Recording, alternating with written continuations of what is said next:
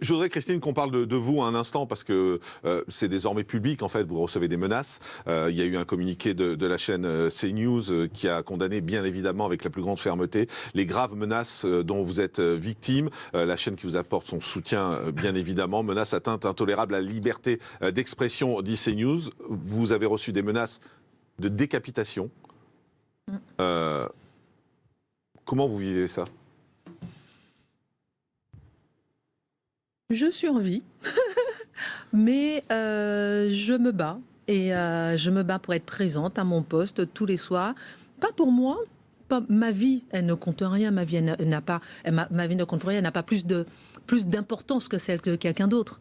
En revanche, la démocratie est importante. Et pour moi, la démocratie est plus importante que ma vie. C'est-à-dire que si je vais au travail, c'est pas pour donner la parole à 2-3 personnes. C'est pour montrer et pour instaurer un débat dans ce pays. Et s'il n'y avait pas cet engagement derrière cette émission, je n'y serais pas. Les autres émissions, ça ne m'intéresse pas. Je veux dire, il faut le débat dans la vie aujourd'hui. Et aujourd'hui, dans la société, on a deux parties. Ceux qui veulent le débat, ceux qui refusent le débat. Je suis pour le débat, quel qu'il soit, avec qui que ce soit, argument contre argument.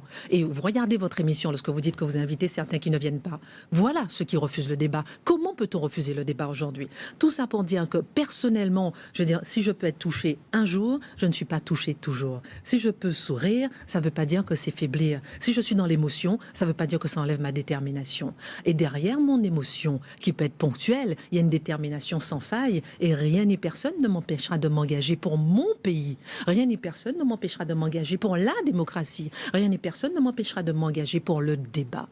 Et je suis pour le débat, c'est-à-dire qu'une personne écoute une autre personne avec des idées différentes pour pouvoir faire avancer le français, la démocratie, le téléspectateur. Il y en a marre dans cette société d'avoir une infantilisation du français, une infantilisation du téléspectateur, une infantilisation des gens qui nous regardent. Ils sont intelligents, donnons-leur des débats. Arrêtons de censurer les programmes avant même qu'ils ne passent à l'antenne. Mettons des programmes pour que le téléspectateur puisse être seul juge. Et je suis engagée derrière mon émission tous les jours pour pouvoir lutter pour le débat dans ce pays. Le jour où on n'aura plus de débat, et on a le droit de ne plus l'avoir. On n'a plus de pays, on n'a plus de démocratie. Christine, la différence, c'est que vous, aujourd'hui, c'est votre vie.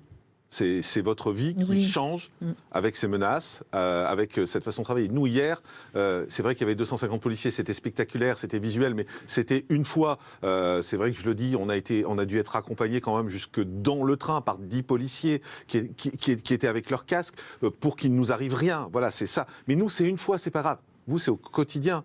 Aujourd'hui, vous vivez avec une protection. Ils sont au deux, quotidien. Mes babysitters. Ils sont deux, ils sont là. Et ça fait plusieurs semaines que vous vivez sous protection. Plusieurs mois même. C'est votre vie qui a changé. Oui. Et on est en France.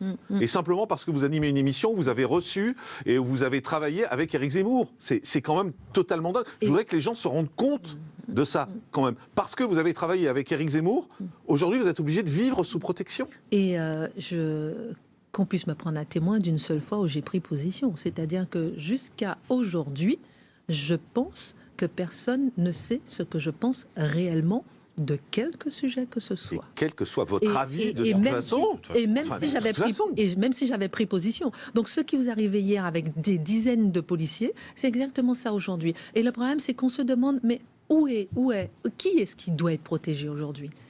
Et c'est là où ça pose un problème. Qui doit être protégé aujourd'hui ?